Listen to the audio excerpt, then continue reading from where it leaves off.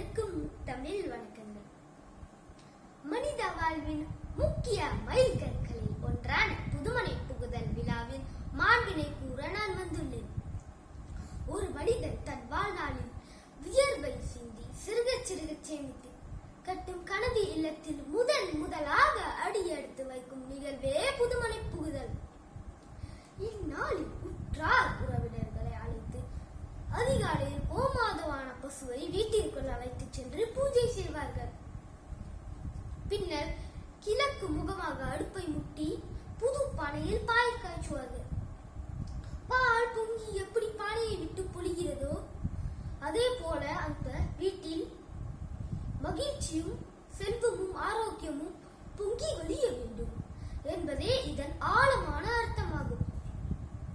சுவர்கள் மட்டும் வீடாகாது, உறவுகளின் அன்பே வீட்டை முழுமையாக்குகிறது. புதிய வீட்டின் நேர்மறை எண்ணங்களை விதைக்கும் உன்னத சடையே இந்த விழா. நம் வாழும் வீடு எவ்வளவு பெரியது விட அந்த வீட்டில் வாழும் மனிதர்களின் உள்ளம் எவ்வளவு